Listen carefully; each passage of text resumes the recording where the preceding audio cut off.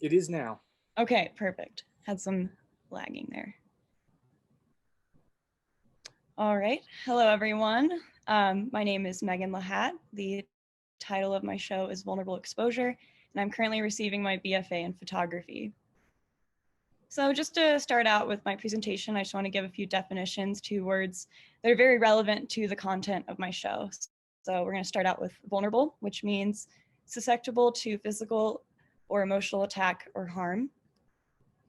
The next is exposure, which actually has three different definitions that all pertain to my work. So the first being the condition of being presented to view or made known. The next being the action of exposing a photographic film to light or other radiation. And the third being a measure of the amount of empty space below or around a climber, usually referring to a great distance between a climber and the ground, or to the psychological impact of this distance due to being unprotected. And I really want to emphasize the idea of that psychological impact of being exposed. That is basically the basis of my entire work. So to some, exposure can look like this. It can look like a simple hike along a ridge, not too consequential, but still a little scary. But to others, exposure looks like this, essentially being thousands of feet suspended off the ground with no gear and essentially free soloing. And so something I really want to emphasize within this work is how artists and climbers can be connected through this idea of vulnerability. I know that most of the audience today is artists and a few of you guys are climbers, but something I really want to tie in is that we're all exposing ourselves to vulnerability. And of course, as we all know, one of the greatest artists of all time faced so much vulnerability in his time. Vincent van Gogh is known to have had quite a struggle with getting his work out there and being respected as an artist during 19th century France. But he has some really beautiful quotes about vulnerability, with the first being, "Normality is a paved road. It's comfortable to walk, but no flowers grow on it." His next quote is, "The fishermen know that the sea is dangerous and the storm terrible, but they have never found these dangers sufficient reason for remaining ashore." So of course, Vincent van Gogh still created some of the most beautiful artwork we've ever seen, despite his vulnerability really challenging him within that exposure. And this is where I want to draw on that connection between art and climbing. As climbers, we're constantly finding ourselves exposed in our field. Personally, I've felt really scared on the wall at different times, even when I'm doing short boulders or longer routes in the Black Canyon. I know that I have to trust either my climbing partner, the gear, and my own mental courage to just keep pushing. And that idea of push is something I'm really emphasizing within the totality of my work. And within photography and other art forms, we really have to be encompassing of the idea of exposure and trust. We have to be ready for any conditions, any problems that arise when we make our art. And artists and climbers face an enormous amount of vulnerability through exposure. This balance of vulnerability and exposure is incredibly fragile, like the material I'm choosing to use. So just to hone back a little bit to who inspires me and who really drove me to create my series, I want to bring it back to Jerry Welsman. So Jerry Welsman, he's based out of Detroit, Michigan. He's 86 years old now, but he was essentially the master of the darkroom. He basically invented Photoshop before Photoshop was a computer program. So essentially, he would go into the darkroom and superimpose various images onto each other to create these really mystical and defying works. So you'll see a lot of reflections emulated in my work and this idea of kind of creating these unreal moments. My next inspiration is Irene Yee. She's more known as Lady Lockoff as her artist name. She is probably one of the bigger climbing photographers in the scene right now, but she is incredible in that she focuses on inclusivity and creative compositions within her work. So she really tries to find climbers that aren't as well known or famous, and she tries to really give them a spotlight.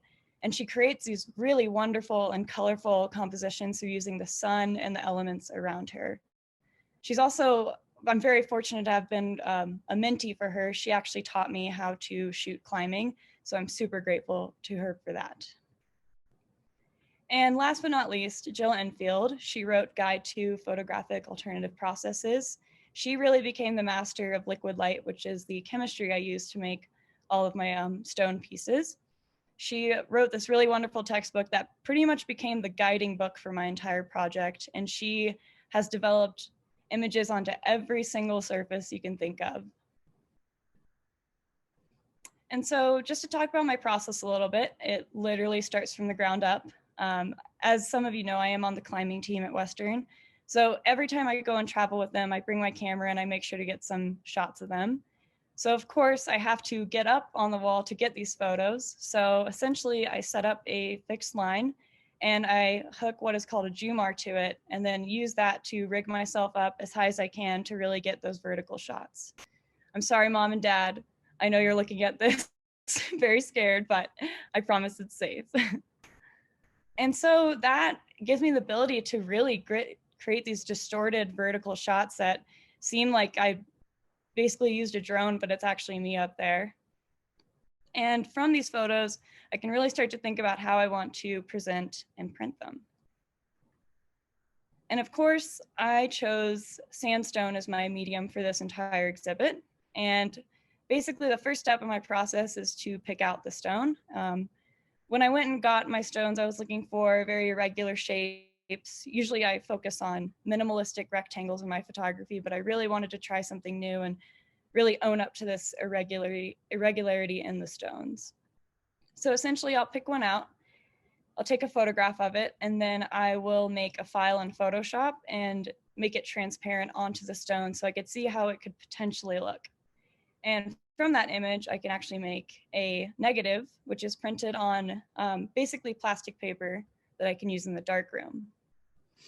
So before I go into the darkroom, I have to prepare my stones. And basically, I would just prime them with a white paint and then spray paint them with a rust or an anti-rust spray paint. I found that best glued to the emulsion I used. And from here, I can go into the darkroom. And here's a photo of me working in the darkroom. Just kidding. I can use a red light when I'm working in there. So this photograph is of me coating one of my stones with liquid emulsion. And the product I used was Rockland Liquid Light. And basically this stuff is magic. Like, I'm convinced that it's a potion out of Harry Potter because it is truly unreal what it can do. Basically, it can turn any surface into a photographic one. And if you're interested in what the chemistry or chemical compound of it is, it's silver bromide, silver chloride, cadmium chloride, and gelatin. And when I'm working in the darkroom, I have to really think like a scientist when I'm doing this. For the emulsion to actually work, I had to heat it to a very certain temperature or else it wouldn't adhere to the rock in the correct way. So I would essentially melt it down, coat it twice on my rock, and then stick it in the cabinet and let it dry for up to 24 hours. And after I coated my emulsion, I could actually develop it as I would a normal analog print. So I would take the rock out of the cabinet, basically lay that negative I made on top of it, project the image, and then very quickly throw it into 3 large trays of chemistry. And the chemistry would allow the image to appear. And as you can see, I can actually get some really great contrast with the liquid light. This was the first piece I made, and it actually worked on the first try. So I was like, awesome, this works great. But of course, with any science experiment, things will go wrong. And most of the time when I made my pieces, I would develop them and they would come out looking really great. And then I would come back 20 minutes later and they would rip themselves apart. And I would say, all right, let me try this again, give it another 3 days of processing. Looks great. Once again, peels. And I would pretty much repeat this process until I finally got a rock that would have the print stick. And eventually it would look like this.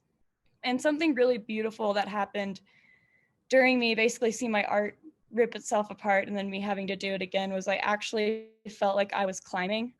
Oftentimes when I'm on the wall and I'm trying really hard and I keep falling, I kind of get this mental insight, like push through it, keep trying despite the fall. And most of the time when these pieces would basically fall apart, I would just hunker down and say, all right, I'm going to keep climbing and I'm going to keep trying this again. And I just want to end from a quote from Brené Brown in her novel, Braving the Wilderness. The definition of vulnerability is uncertainty, risk, and emotional exposure. But vulnerability is not weakness. It's our most accurate measure of courage. And something I want my collective work to do is give people inspiration and make them feel as they could climb a mountain or conquer their own vulnerability and make art that is truly powerful to them. Once again, my name is Meghan LaHatte. The title of my show is Vulnerable Exposure, and I'm receiving my BFA in photography. Thank you. Incredible work, Meg. I'm gonna, if you would turn off your screen share, I'll show some images from the gallery while we ask for any questions, and if you have any thank yous or anything like that, we'll start there. And let me get your screen share started again. All right. Yeah, I do have quite a few thank yous. I just want to start out by thanking my parents, my family, and my siblings for always really pushing my passion for the arts and supporting me in doing this. I think my parents gave me a camera, like a little pink Kodak camera when I was pretty young. And from there, I was pretty passionate about photography in itself. So thank you guys so much for basically just allowing me to pursue this career. And then I also want to thank the entire faculty at Western, both on the art side and my communication art side.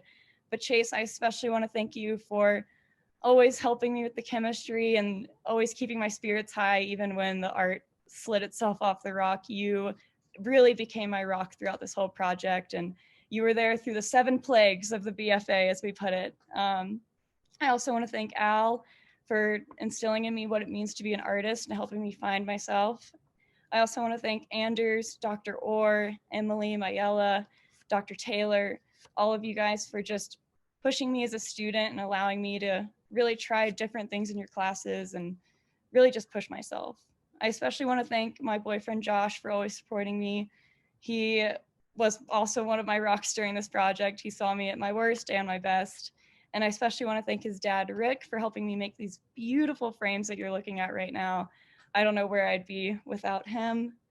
And I want to thank Nick Fuentes. I don't think he made it on the Zoom, but he donated all the rocks to me. And lastly, I want to thank Daniel Lesh for just helping me carry all these rocks and carrying me through this project. As soon as he graduates, you need to hire him as a professor, full tenure, the whole 9 yards. Daniel, you are amazing. Thank you so much. I love you. And I want to thank all of you guys for tuning in. Oh, Meg, thank you for all those kind words. We appreciate you very much too. We need to thank Meg for always raising the bar. I think all my faculty would agree.